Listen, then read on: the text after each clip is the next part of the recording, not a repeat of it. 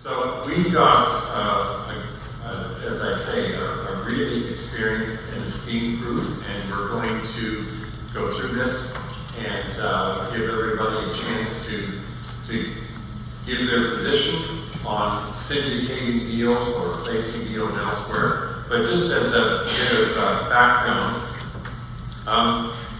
we all know what byproducts are. They're things that are left over. Now, if you have the same background as me, I came from a thrifty background. My grandparents grew up on the farm. They went through the Depression, and everything was used to its fullest extent. When I got a Christmas gift, it was always in the same wrapping paper from the year before. My grandmother would take it, she'd iron it, she'd rewrap the gifts. When she made her little candies, she'd wrap them up in Christmas wrapping paper. When she got to a certain age where she didn't bake her own bread any longer and started to buy bread at the grocery store, that was the year that we all got plastic bath mats braided, because she took the bread bags and braided them all and turned them into bath mats. Nothing was wasted. And then I got into the vehicle leasing business, and somebody periodically would bring me a deal and I'd say, not interested. Or I'd say, doesn't fit with our program. Move on to something else. But then the more I thought about it, thinking about the thrifty nature and what manufacturing does. When manufacturing has byproducts, like the examples on the screen. For instance, this example isn't on the screen, but whey, which is a byproduct of making cheese. For decades, the whey was poured down the drain until somebody said, well, we must have a use for this. Today, if you go into Costco, how many shelves are whey powder that are just flying off the shelves because it was reused into something else? And with sawdust, the lumber mills found out that they could have other uses for sawdust. So they would take the excess sawdust and turn it into wood pellets, and they would monetize it. So they had something that really wasn't useful to them, that had kind of been created from their normal course of business. And you know where I'm going here. And they monetized it by turning it into wood pellets. Well, if we look at the vehicle leasing business, and we have a deal that doesn't fit our box, how can we monetize it into something else, for the sawdust? And every leasing company produces sawdust. And how much of it do we throw away? And that's what our panel today is about. We've got some lessors here who have active, thriving, profitable in-house fleets. But in addition to that, they syndicate some deals. I know some people think broker is a cuss word, or close to being a cuss word. But the truth is, it's a way of monetizing an opportunity that you don't want to really take advantage of yourself. So what we're going to do is go through our panel, and the list of the participants is on the screen.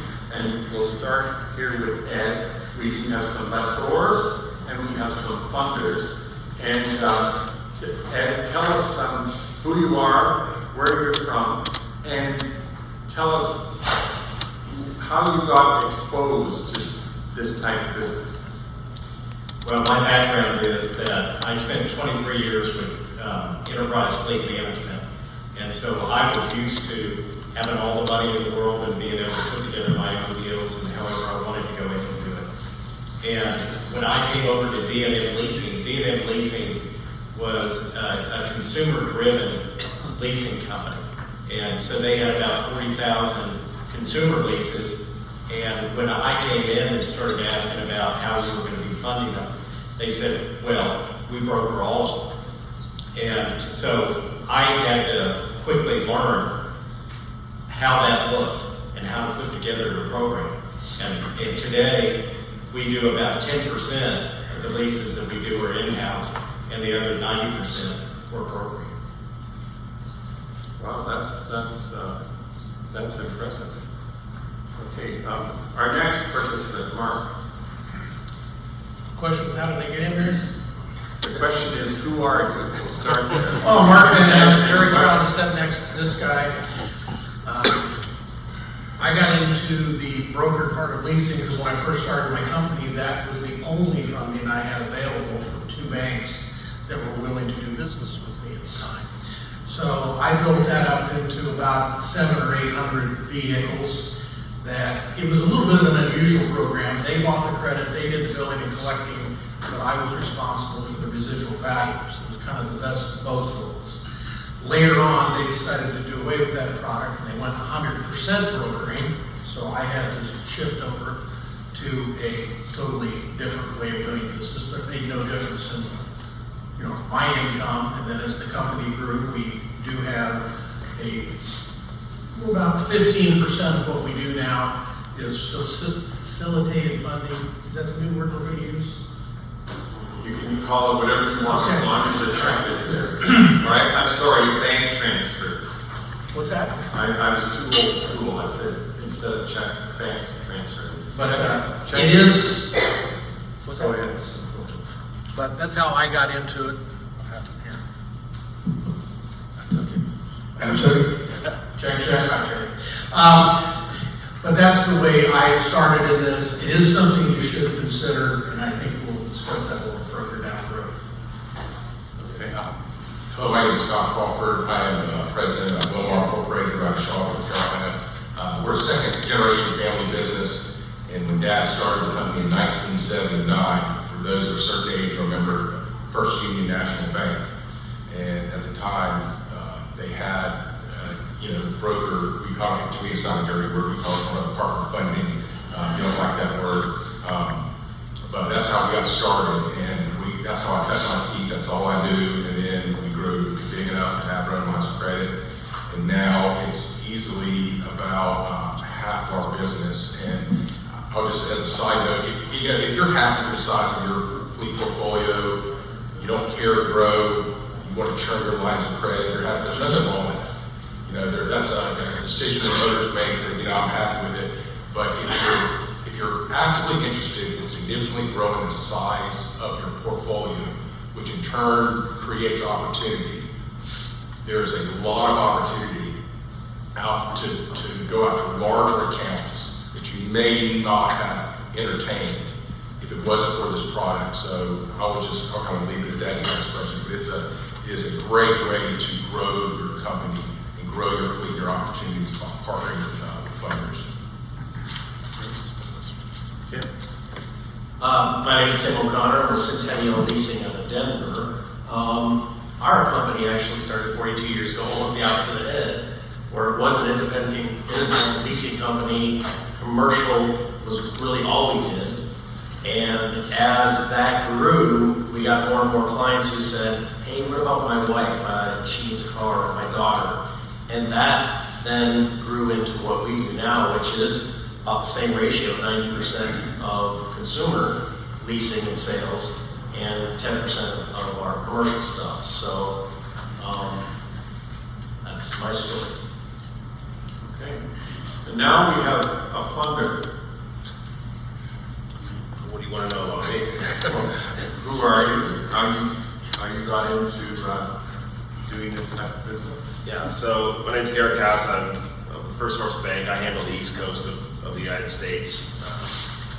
So the way we got into this side of the business is we offer our direct lending relationships to the leasing companies. But then we got approached by a lot of them and said, hey, I have this great deal for you. And of course, they're all great.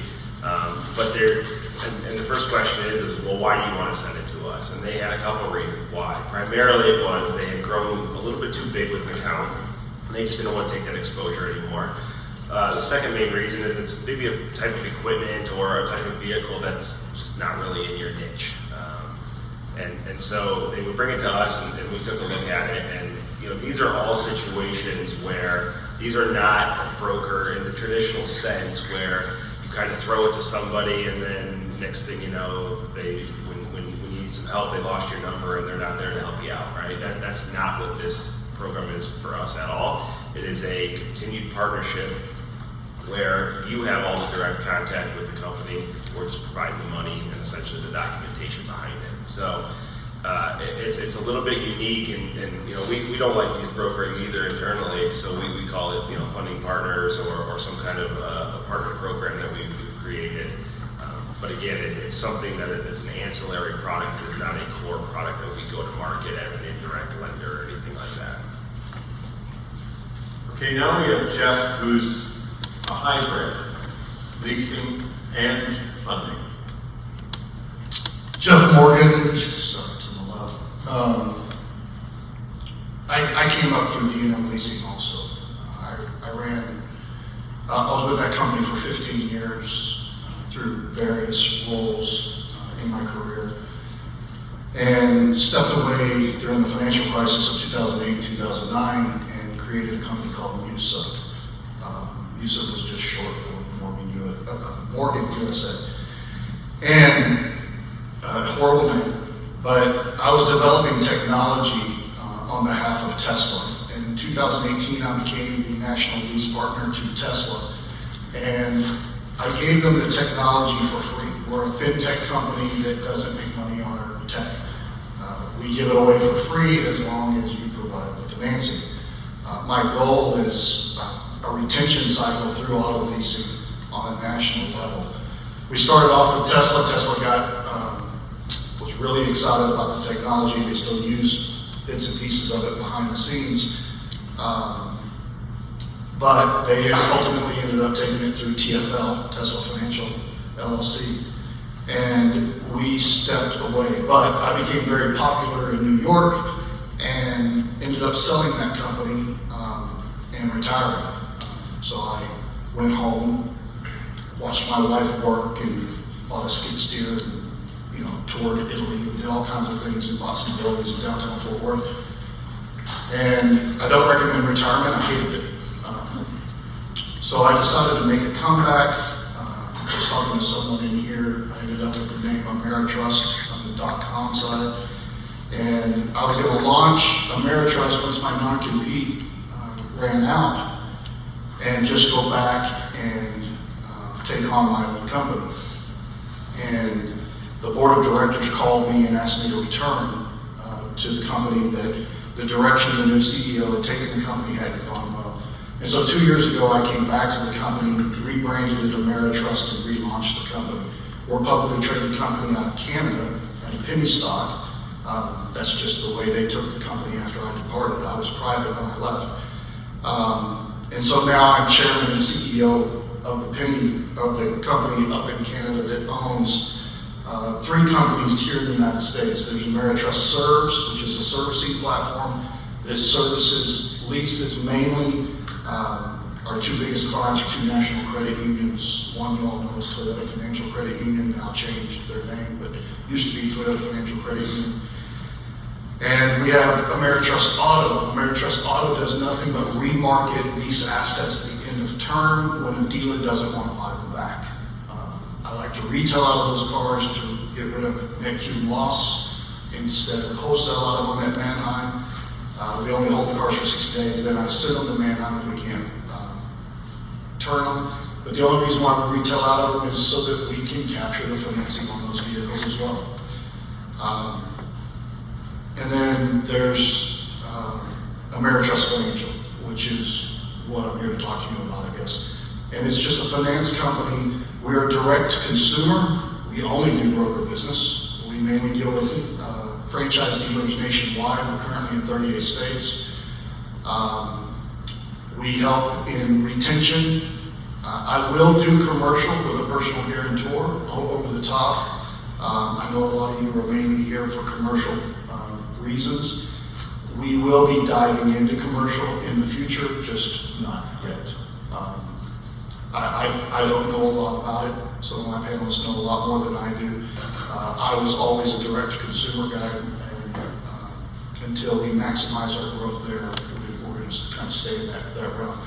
But if a deal makes sense, we used to do business at D&M with Mary Kay and a lot of other big corporations, and the deals made sense. And in those cases, you know, I've got a lot of money to put out on the street, so if you need help in some of that, I'm more than happy to sit down and talk about deals that always make sense. We're a make sense lender.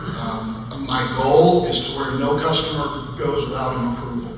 So I created things like a one pay where someone with deep subprime credit can still get a vehicle and we help rebuild the credit.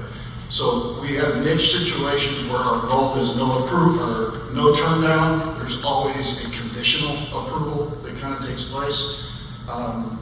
There's a massive hole in the market for used car leasing. It only makes up 3% market share overall in the United States, and new cars make up 25%.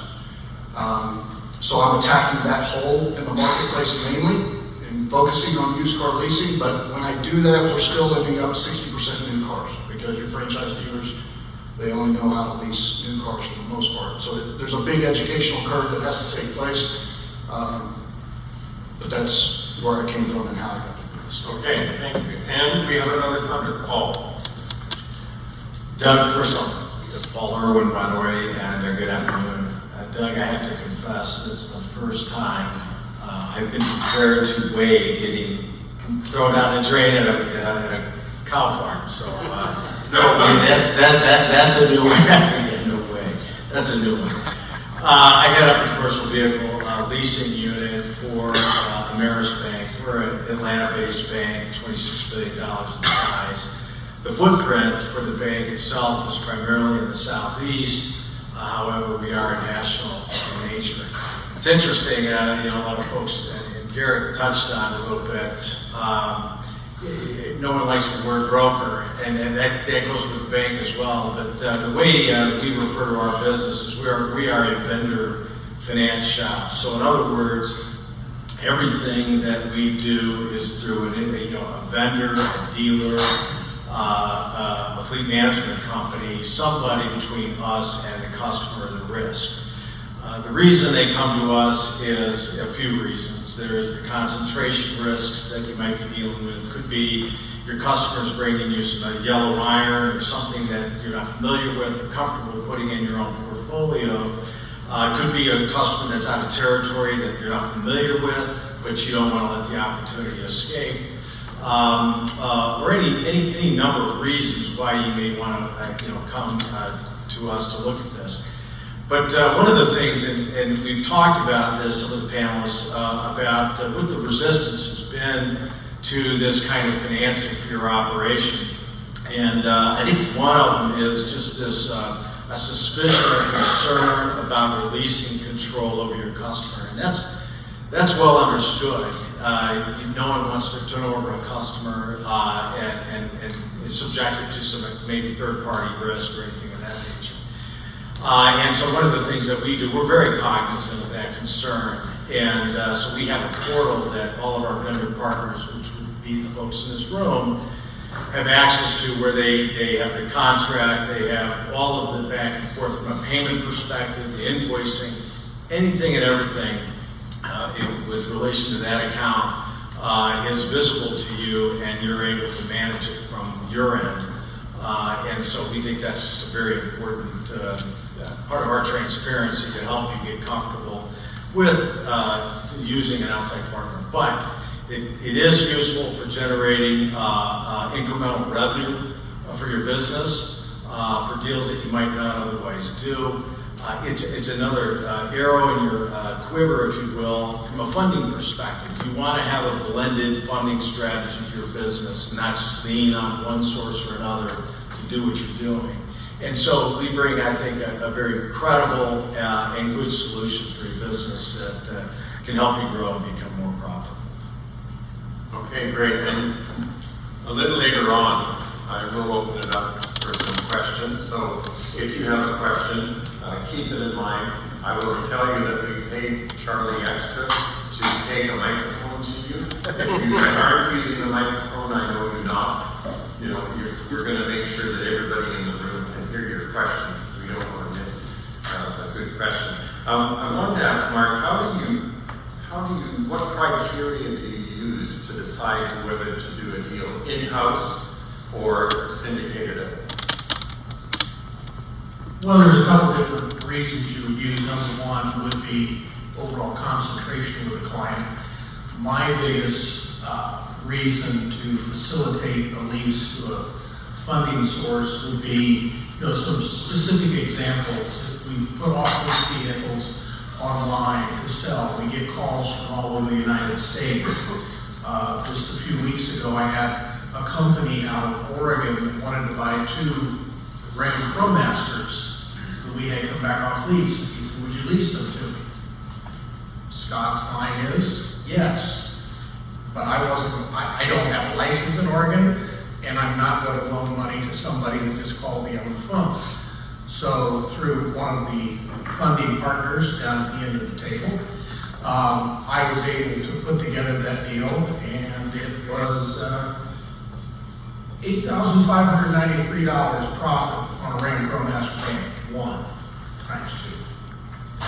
So I'm not going to take somebody that calls cold on the phone. I reserve my funding lines mainly to do business with people in my Southwest Ohio area that I know that I can get up from my desk and go talk to them if I have to.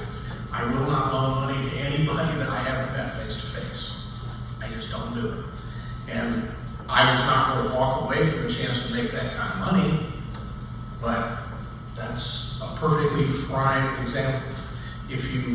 With the way we're doing business today, we are putting ourselves out there. If you've got a website, period, you obviously are wanting to do business all over the place, but I'm cautious. I'll see how he performs. Maybe I'll get him next time. But I think the only reason he called me was I had 2 vans in mind. So if I understood that correctly, 2 deals, $8,000 a piece. That's $16,000 you had in the afternoon that you didn't have in the morning. Yes, with no risk. And sorry, I didn't really introduce myself. I know Charlie did a great job, but I do even better when I do it myself. Doug Moore, and I moderate a couple of, call it dealer training groups, mastermind groups, study groups of independent vehicle lessors. I've got 29 companies that are in 2 groups. And we meet 3 times a year live. So when I hear Mark tell me the gross that he had in those deals, I can tell you that that type of gross in some broker deals is not unusual. I don't know Mark's company, but I know the numbers that he's doing. Not all of them are $8,000, but we're not talking about doing deals here for pennies. We're talking about taking the wave or the sawdust and turning it into something that we can monetize. And what criteria do you use as to whether to do it in-house or send it out? The criteria is that if we can't broker it through one of our funders, then we'll do it in-house. But what we try to do is make it seamless. So we do have our own master lease agreement. We do have a lockbox. We service everything, and so we want it to look like we're doing it all ourselves.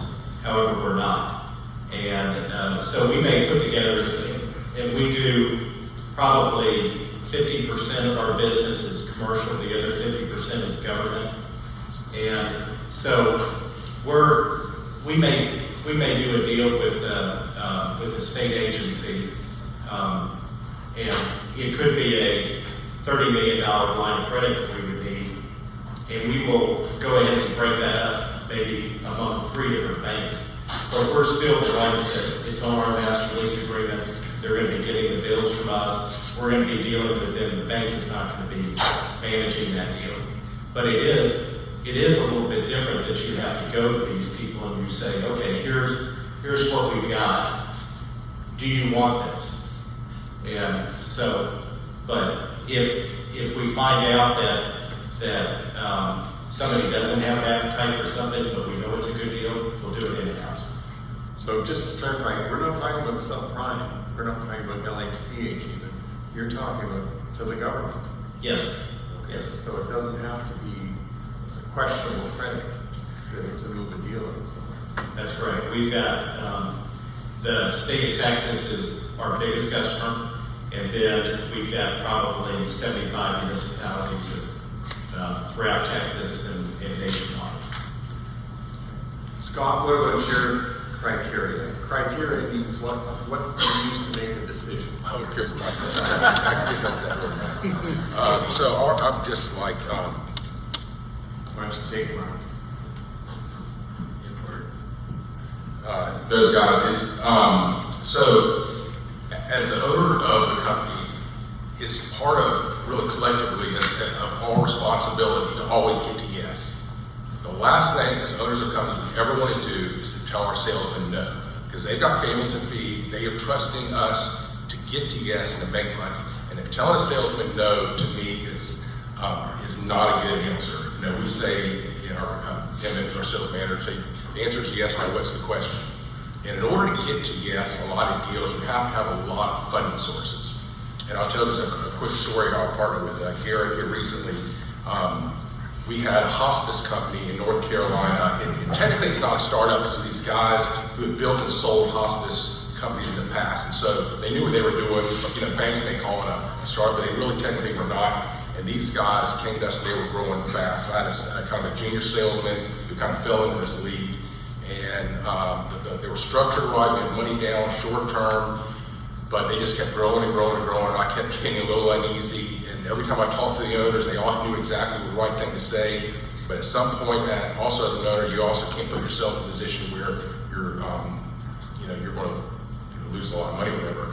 So I asked them how many vehicles they need this next quarter. They said about 30, 35, and I said, call Garrett. I said, I know Garrett understands what we do. He trusts us. We partnered together, and this last 30 vehicles he took, I was able to say yes to my salesman because he wanted them. And everyone knows in this business, this is the first time you tell a customer no, you'll lose them forever. I don't care how great you are, because they're going to go to another leasing company to remember you said no. And the chances of getting back are slim to none. But if you can bring in a partner with you to get to yes, even if you don't make enough money, what I need a little bit more time for these guys to slow their growth down a little bit, so that their revenue and their profit kind of pick up with their growth. And Garrett understands this, and he was able to jump in and get this deal done. And it was so it really worked out for us. And I'll take it one step further. We've actually taken this whole partner funding broker relationship to another level. And now we're using it as a tool to go after much larger accounts. So as you all know, the larger the companies you go after, the shorter margins are, right? So we all have, especially we have in-house lines of credit, and we have return on investment that we have to make. For every dollar that we loan out, we have to get such a certain amount of dollars back. Well, the larger accounts you go, the more that's squeezed. So what we look at when we partner, it's not a return on my investment. It's a return on my time, right? So if I'm not loaning any money out, and all I'm doing, I'm using Garrett's money or another partner's money, then it's a return on my time. Is the amount of money I make on that deal times the volume worth my time? And I can tell you invariably it's always yes. So we're using that this strategy to go after much larger clients. And I'm talking 1, 2, 3, 4,000 vehicle accounts. Because it's, and I would just say because the opportunity is absolutely there. And so again, not only is it if we're outside of my footprint or the exposure is a little higher than I want, we're using this proactively to really go after much larger customers. Question, do you ever split an account? Some units in-house, some units? 1,000%. Here, so one of the, when we were talking about this, I've done this, and Garrett has, I've done this thing on brokering many times, and it's like deer in the headlights. People just, for some reason, they don't like it. I think one of the big misconceptions is that the customer is there's going to be pushback from the client. Like, I did business with Wilmar, why is this guy, Garrett, why is he sending me a bill?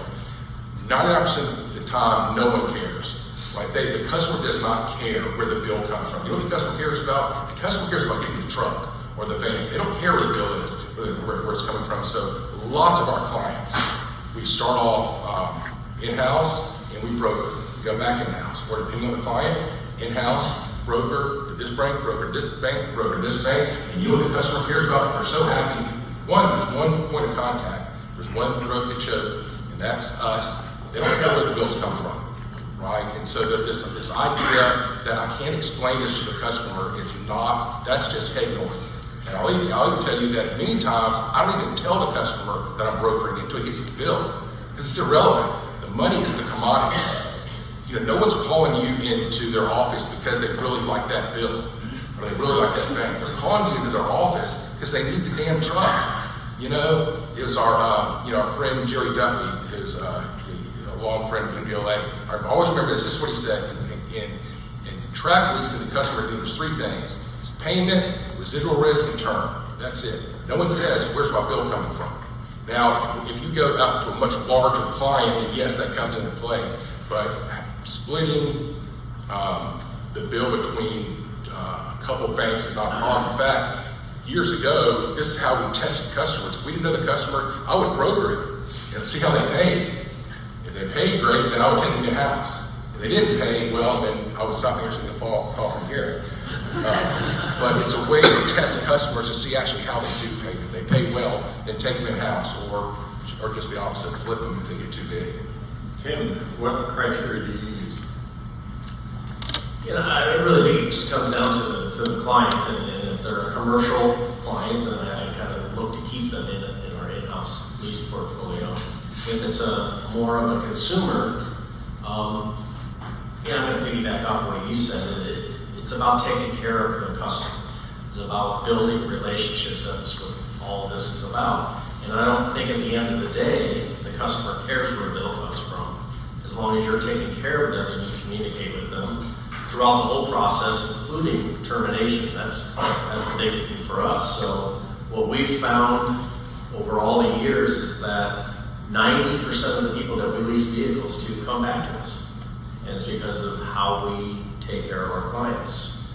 So, you know, the criteria, if it's a consumer, I'll use some of our dealer partners. We may even put the lease on a manufacturer's lease, if that's what makes the most sense. Or one of our credit unions or something like that. So we look at the whole picture and do what's best for the client and the end result of the lease. Now we'll hear from our funders again. Eric, what do you look for when you want to establish a relationship with a lessor that's going to syndicate deals to you? Yeah, our first requirement is we have to have a direct relationship. We have to have a recourse line with them first. Like I said, we're not an indirect lender. We're not out here on the street just saying send us into your deals. You and I have to have a relationship where you're on the hook for something. Right? So that's first and foremost. Secondly, you know, when a deal gets brokered to us, there's a lot of the metrics in terms of the residual values and things like that. I'll be quite honest with you. You know, with our funding, you know, the lessors that send deals to us, we're generally not negotiating that with them, right? They know our box because we do deals with them. So they're going to send deals and structure them the exact same way that they would keep them on their own line. So that makes that conversation significantly easier. Now, you know, we also do, when we're going to do a large broker deal like that, we do require financials, right? We are a bank, we are federally regulated, so we are going to probably do a little bit more digging oftentimes than many lessors will.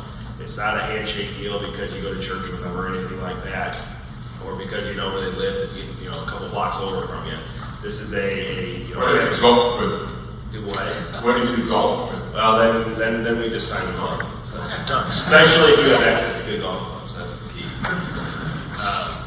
So we do a little bit more on the underwriting space. Now, you know, what that looks like too is we set up guidance lines essentially with them. You know, when you know, Scott mentioned the 30 vehicles, that company's not done at 30 vehicles. That's just their current demand. So what we'll do is we'll set up a line and say, hey, you know, they've got 30 vehicles, maybe $700,000 right now. We think they're good for a couple million right now based off the financials that we have. So it gives them the ability that Scott and his team knows to go back out to the market for that same customer, and they know they already have funding for next time, so the yes is already there. You know, like I said, the The other aspect of it is we're not always saying yes, to be quite honest with you. There's been deals where we're just not interested in the collateral. It's very specialized, that stuff that we do. But the key is, having the multiple funding partners is a good way to get to a yes on that. So the one thing I will say as well, we have a lot of other divisions at the bank that we do business in, construction equipment, over-the-road trucks, things of that nature, aircraft. And so, a lot of these companies have other areas that they also dabble in. And so if there's a yellow iron piece that comes in, we will do that, even though you might be just strictly a vehicle lessor. There's always scenarios where a customer's going to bring you something different. And so we'll do a little bit different things in that nature. But off the wall stuff, we do say no quite regularly on things like that. Okay. Jeff, in establishing a relationship with one of the dealers that you work with, or one of the lessors that you work with, how do you establish that? What's your criteria? I'm a little bit different than my other panelists because I'm not a bank. I'm more like you. I put up millions of dollars in risk capital with my bank partners, credit union partners, or Wall Street if I securitize the paper out. So I don't rely on you too much. I expect that you do an interview with this customer and you do to the best of your ability to give us good paper whenever we do business with you. And it is a relationship from the fact that if we get too much fraud or we get too many first payment defaults or whatever the case may be, that we work together to correct the situation. Outside of that, it's my job to underwrite your customers as best I can. Fraud prevention. We fully service everything in-house, so we get to know the customers on the back end. And we try to go through this as a retention model where we're sending the customers back to you so that you can do the funding again with us. So it's a little bit different relationship, whereas I'm putting up the risk capital and guarantee. All of my leases are closed in currently with consumers. We're not track leases, we're open-end leases. However, unless you do an exotic with me, and I don't like them very much, but I have done the occasional Lamborghini or Ferrari or whatever to these high net worth individuals that maybe y'all deal with that wants to buy a car for their wife or their spouse or their child or whatever the case may be. So we take a lot of the risk off of your shoulders and put it on our own. Our technology is pretty strong at fraud detection. And again, with the servicing and the way we service our platform, we minimize net cumulative loss on the downstream whenever we get cars back, and there are problems, there always are. But we've found a unique mechanism to limit our net cumulative loss, and we normally keep that somewhere around 1.5% at max for the most part during the life cycle, if you will.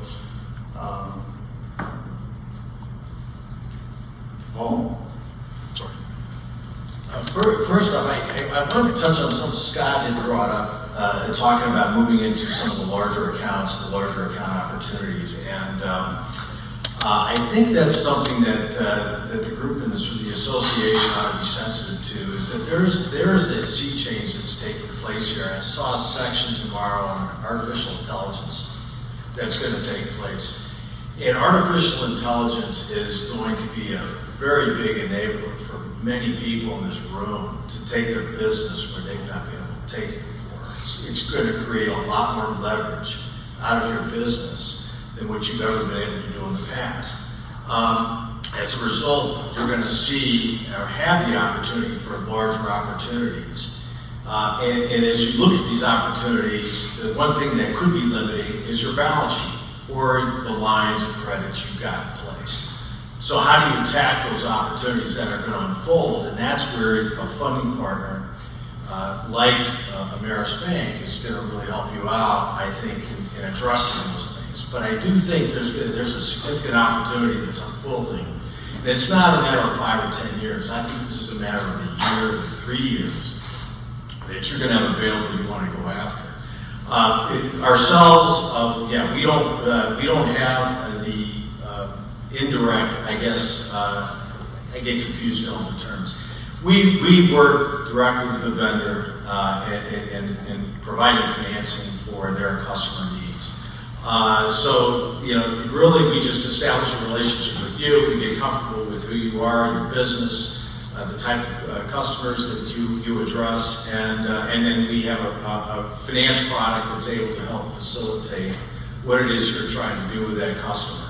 And then give you the tools, the technology, to give you the visibility to what's going on with those accounts and maintain control over what's happening, even though it's not on your own balance sheet. So that's, as far as any other qualifiers that we're going to throw at you, I'm going to say no.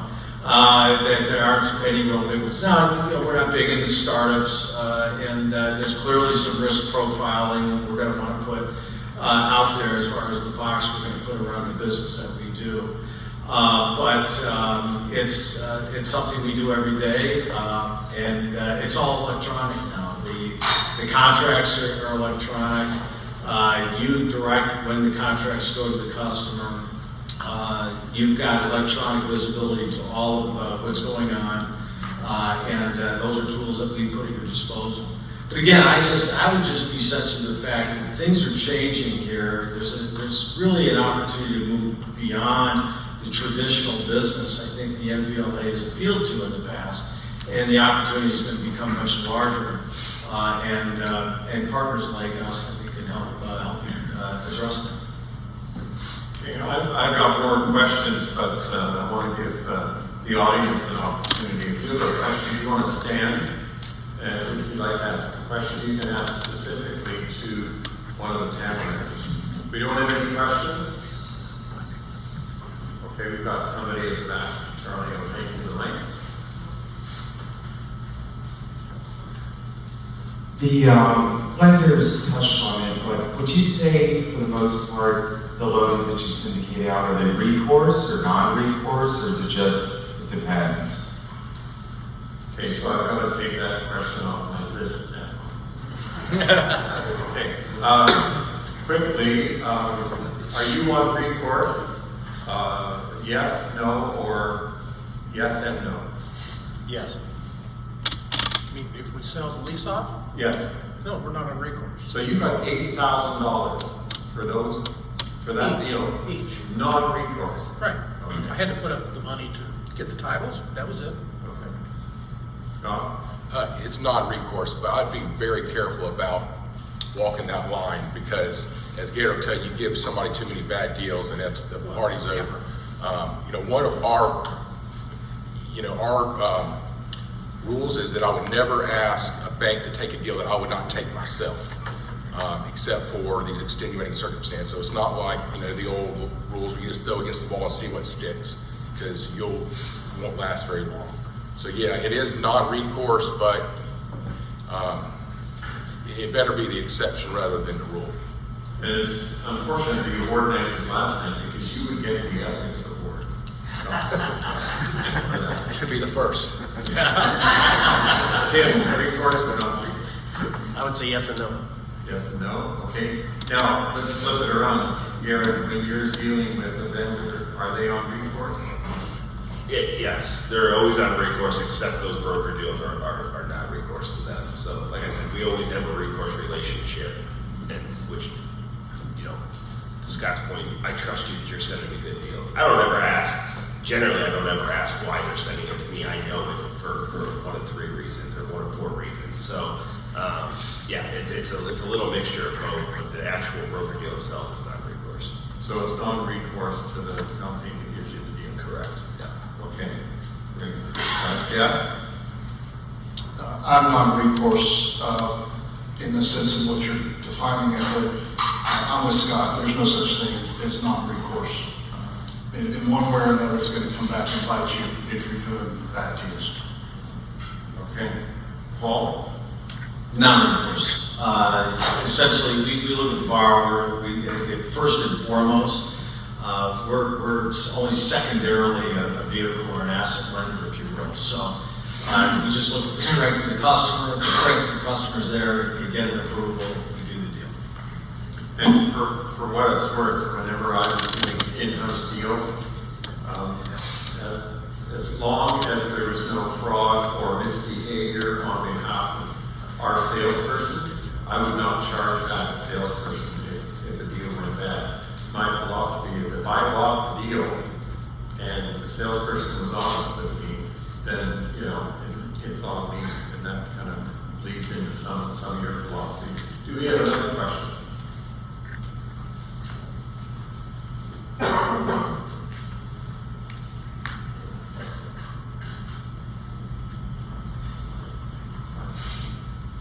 I know I spoke with Jeff earlier about the used. Does anyone else do used that's on the panel as well? Your companies? Used leasing? Okay, is there anybody that's wouldn't do a used vehicle? So you all do used?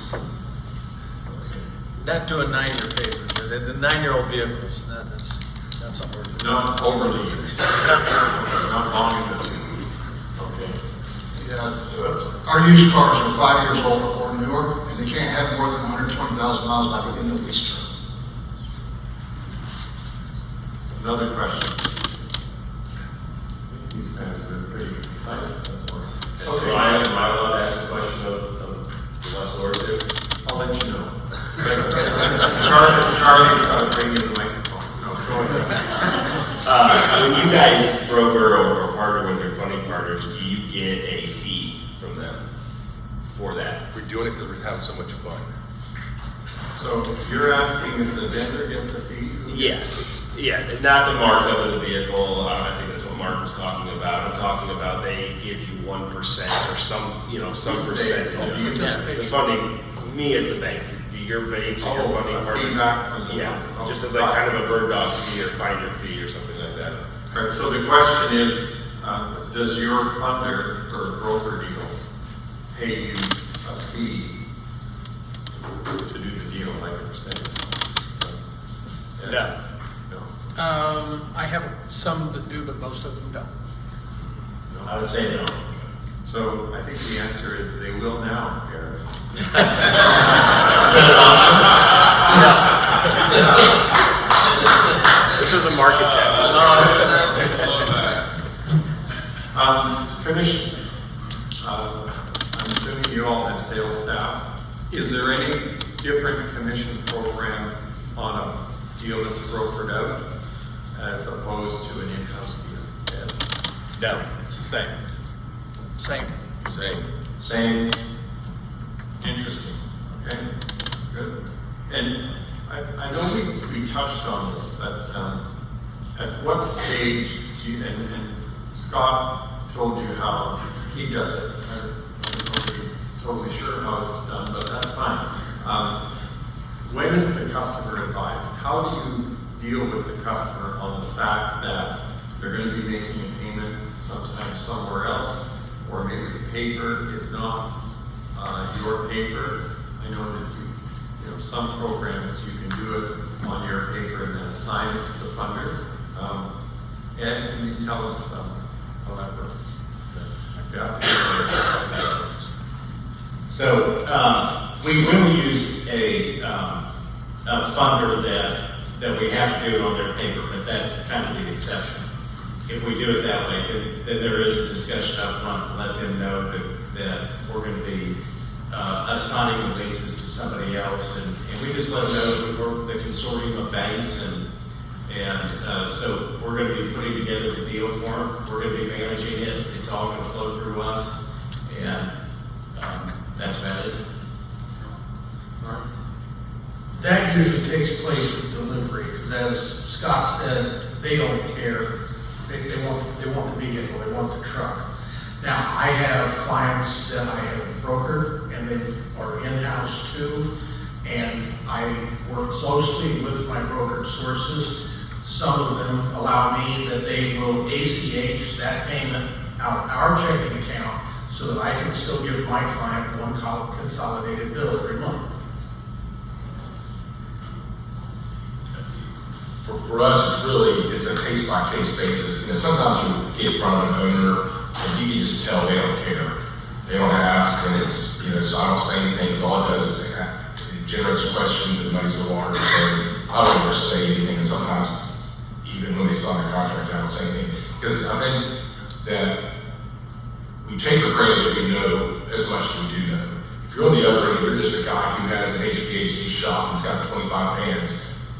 They may not know who the bill comes from. You know, when you go buy a personal vehicle at a dealership, you don't ask what the, who's the financing with. It could be Honda, America, Nissan, or it could be just the bank down the street. No one cares, because what you're signing off on is the payment.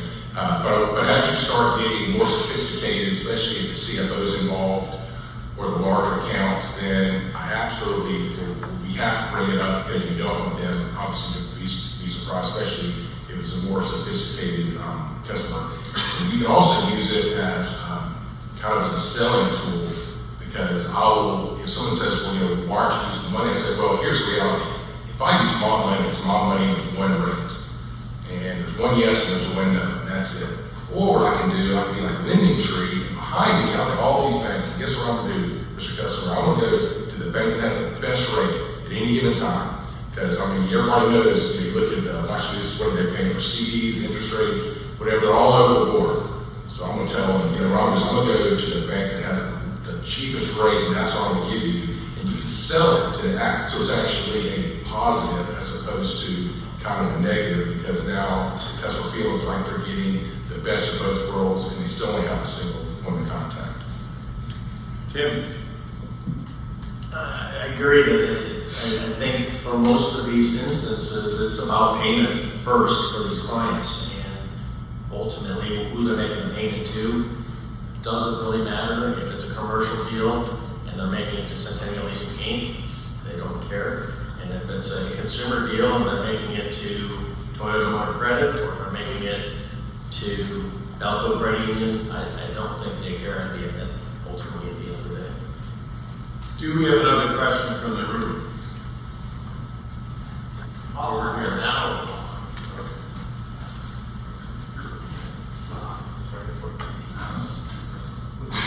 All right, this is kind of like nitty gritty here, but getting into the whole brokering side, how does the sales tax work in the sense of, let's just say this HVAC company has 50 vehicles. Half of those vehicles are out of state, where you obviously pay 6%, 4% sales tax in each different one. Who pays that? And are they paying you up front? Well, it's actually a pretty decent question, because if it's up front, then it's just capital, just like it would if it's in house. Like Georgia, we'll charge that more in the front, but like North Carolina, I forget, but I think they're 4% sales tax. So just go with your Michigan, they have 6%. Yeah, it's the Who pays same. that? It's capped into the lease, so it's capped in. But if it's on the stream, then one thing you have to be aware of is the bank licensed in the state of doing business. We've run into that before, where we made this assumption that all banks are in every state. That's not correct. And then you go to do the tag work, you realize that they're not going to have a license, and now you've got a problem. So it's indifferent, whether it's brokered or in-house, the tax is collected exactly the same way. Garrett, do you want to add anything to that? Yeah, and when it's up front, that's easy. Generally, the lessor, when it's on the stream or something of that nature, we often collect the sales tax every minute for that customer. Now, in other situations, depending on the type of lease, there's also property taxes in some things too. Depending on, like I said, the type of lease, if we might be the ones that are billing for that at the bank, and then we'll charge that back to the customer just as a straight pass through, with documentation, so they're not just getting some random, $6,000 fee or something like that. So it varies, but generally we're doing some work in that on that front. Okay, there was a question over here. Thank you. When you're using your funding partner and you're putting together these deals, who's generating the docs? So if you're using his docs, who's generating the docs? And then if they're being generated by the funding partner, then are they wet signed, or are they sent DocuSign? How do you do that? I'll touch on that real quick. So first off, we provide as a portal where you, as the fleet management company, can order up a contract. Okay, contract is actually sent e-signature to the customer. You're the one that pushes the button that says, hey, customer, here it comes, and sends the contract. There's also a verification that they do that verifies who they are that's signing the contract. And then when they submit that contract, it just comes back to our shop electronically, and we're able to proceed with funding. We put together the insurance and all the other things that we need to get the deal done. And then you know every step of the way what's going on with respect to that customer. We actually prefer that you, as the vendor, will actually prepare that contract, put the numbers in and prepare that contract if you can. If you can't, then obviously we'll do that. I think we have another question over here somewhere. You want to stand up? Put your hand up? No? I'll speak to that question a little bit too, because we're a little bit different than that. We're preparing all the docs on our paper, any number of ways we can sign. Some customers don't want to e-sign; they want to wet ink, and that's fine. We'll send it directly to the customer if that's what the lessor chooses for us to do, or we'll send it to the lessor, and then you guys or your team can go sit in front of the customer and sign our docs. We just had a situation last week where the sales guy took our docs and sat in front of the customer and had him sign it. So it happens all across the board. Now, if there's questions about what's in this document or something like that, I'm always our team's always on standby, and we can sit there and have a consultative approach if that's what you choose. But it just all depends on the customer. When you have a customer that you might be doing a mix of having some units in-house, some units syndicated, do you have any pushback if you're not providing a consolidated bill for multiple units? Go ahead. That is one of the reasons why when we go to a funder and start a relationship with them, we like them to use our docs. We have a lockbox and we want to be able to service everything because we want it to be seamless. And we do a lot of business where we're going against enterprise or somebody like that. So if it's another fleet management company that's going to have one bill with all the ancillaries on there, and we're going to be offering ancillaries, we want to be able to give them that one bill. So for us, we want them to only see our name. Now it does show in our lease schedules that who we're assigning it to, and then we get the insurance for whoever the assignee is on that. But other than that, we're not having conversations about it's this particular bank or it's that particular bank. We're just going ahead and doing everything, but it is kind of seamless. And I'm under the opinion that it does make us look a little bit stronger and makes us kind of have that equal business stature with some of the larger fleet management companies if we do have one bill. But it's not always available. We can't always do that. So it's we've got to be willing to, if we're going to have them on our master lease agreement, we've got to be licensed in that state to be able to do that, and we don't always want to be licensed in that state. Mark, do you do consolidated billing? Yes, we do, and with the help of our funding partners, if the customer wants one consolidated bill, we'll make arrangements to get it done. Scott? No, we do not have consolidated billing. It's come up a little bit, but not enough for me to invest the money to try to figure out how to get all those bills on one invoice. You need a computer for that. We don't want to go there. I will say if I have an opportunity and I know that it's eventually going to get so big that I know I'm going to end up having to partner with a bank, then I'll start there. If I know a guy, if it's we're just going to make up a number, 250 vehicle account, and very expensive vehicles, and they only need 3 vehicles right now, I'm not going to start in-house and then move to brokering. If I know that's where we're going to end up, that's what I'm going to start with, just so there's continuity with them. But you ask the lady back in accounting who's writing the checks, and she's spitting bullets. She doesn't like that. But the guy who's making decisions doesn't care because they just want vehicles and they want a single point of contact. Tim? Ours is consolidated, so we try and streamline it the best we can for our clients. And if it's a broker to out lease, then of course that payment's going to be sent directly to them.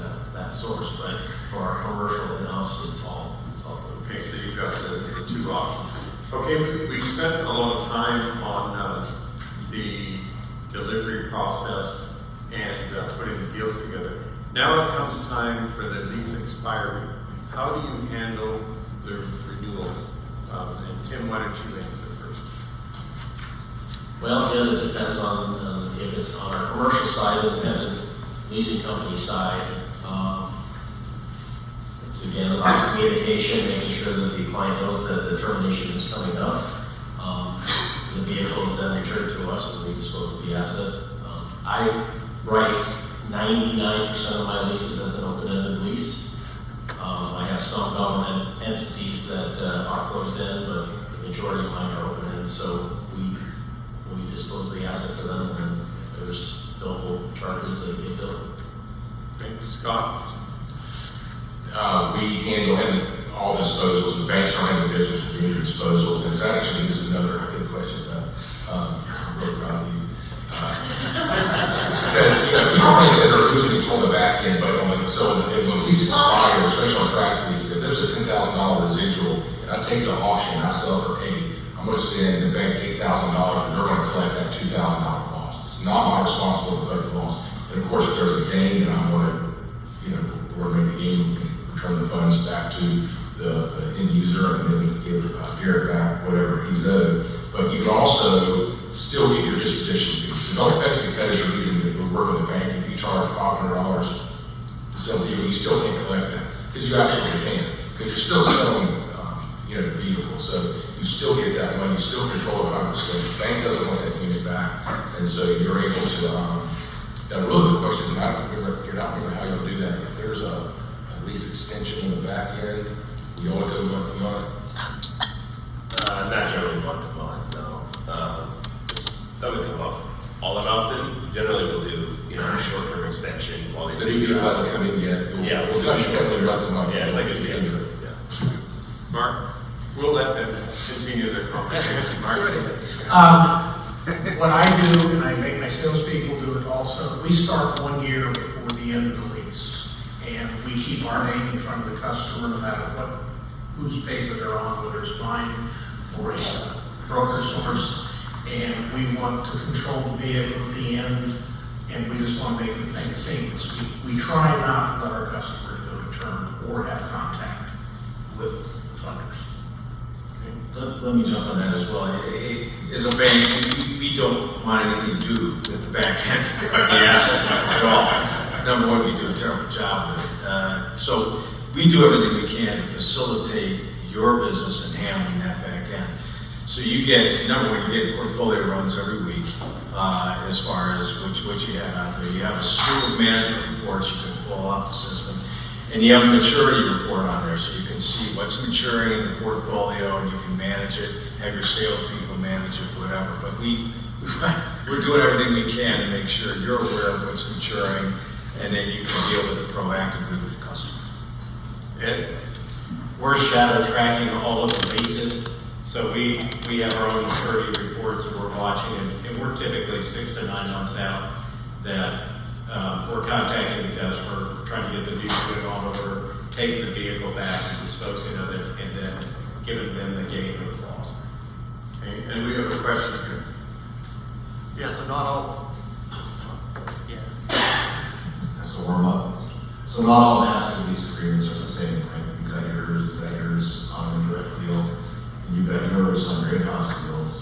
And the customer says, okay, I don't care who I'm writing a check to, but then there's an issue that comes up with the NVLA, either at the beginning of the relationship with the indirect bank.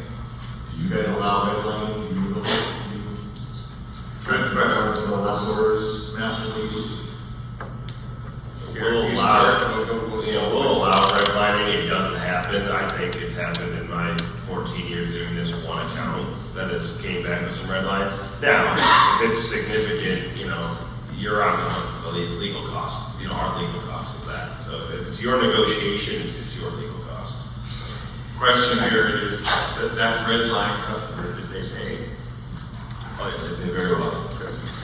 I'm going to say generally not. I mean, our transaction sizes, the bulk of what we're doing, the sweet spot is between $50,000 $1 million.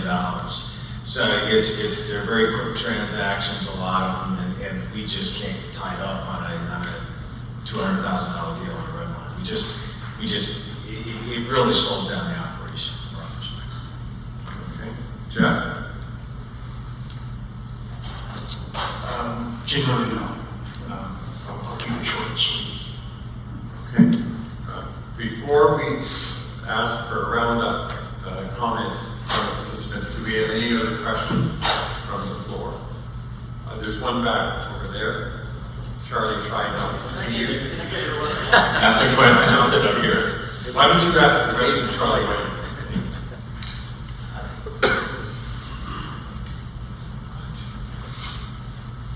Thank you. Any of you all provide insurance with your leases? Insurance, no? Okay, I How about full maintenance? Yes. Yes. Well, it depends on what you mean by that. It's not prepaid. Use the mic.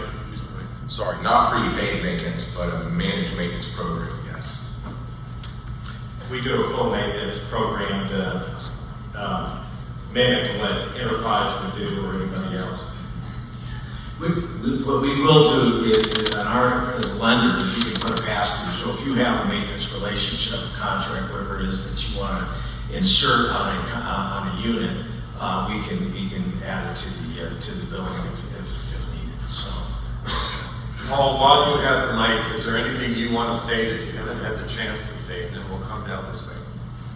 Yeah, I guess I've said quite a bit already, but just to say, I think that it's important to have the additional funding capabilities available to your business. I mean, after going through 2008, 2009, and the disaster that a lot of people faced during that period of time, I think a lot of us recognized the exposure you have to any single lending source, and it's important to have a spread of funding sources to support your business. It's important to be able to manage that risk and having some on your balance sheet, some off the balance sheet. I think it's important to be able to control your cash flows. You can accelerate some of that cash flow. You can delay some of that cash flow. There's just a lot of flexibility you get by using more than one or two lending or borrowing strategies for your business. So I'd encourage you to at least have the conversation with a non-recourse lender like ourselves to assist. Jeff? I would just say that I'm here to help. I'm not in a big commercial aspect like the majority of you are in this room. But we offer servicing through Ameritrust Serves, backup servicing if you need it. We're a tech firm. I don't charge you for the tech as long as we have a relationship. So anything that you need, be it tech, be it servicing needs, be it lending needs, we've got some big players behind us that are always looking for new ways to make return on investment. I'd love to have a conversation with anyone in this room. It's not very often I get to get into a room with people that have lease knowledge and can speak the language. So any way I can help, please look me up. Garrett? Yeah, the conversation about brokering versus your in-house portfolio, for those of you that's your structure, I would say if you have the desire and the means to do the deal in-house, that's always going to be generally more financially beneficial to you than brokering it out. Brokering it out, is not one of those situations where you're going to be better off on a return perspective, generally speaking, than just doing it in-house. So, this is an ancillary product. I know some of you do it more, as a core product than others, but generally, if you have a desire to keep vehicles in-house, it's going to be more profitable for you to do that than it is to broker it out to somebody. Okay, Tim? And I'll disagree. No. I would say that it is about risk, and it's about taking the ones in-house that make the most sense to your portfolio. And we've built a pretty good system for brokering out the ones that you don't want necessarily on your books, or just the ones that might be just easier for the consumer to put them in a different lease than something in now, so that's just. I think to say that Scott is giving a closing remark is an oxymoron, because there is no such thing. Go ahead. So another segment we have in our company is vehicles do not know how to finance. So if you have a vehicle, the same amount of work goes into it, and it still requires the same amount of care and work and reward. But if you're not doing this, I'll just tell you, it is I wouldn't say easy, but it is a great way to significantly grow the size of your portfolio without any lines of credit or risk. Really? Yes. We're in a relationship business, and we profit from those relationships. So why not do it? That's the question I ask all of you. Why not? Why would you let money walk out the door?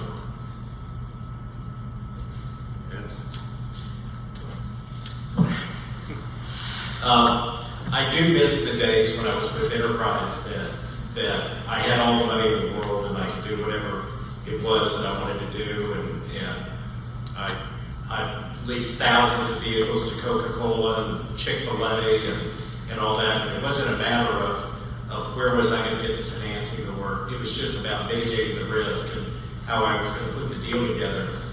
But now that we work with all these banks, and I really am brokering virtually everything, it's about having good partners. And we spend a whole lot of time going through a get-to-know-us process with the funder where we go back and forth and say, this is who we are, this is how we do business, this is what our contract looks like, this is, we pull back the covers and show them everything so that the funders feel comfortable with us and know that when we're going to be bringing in business, that we're going to make sure that we've got them covered as well.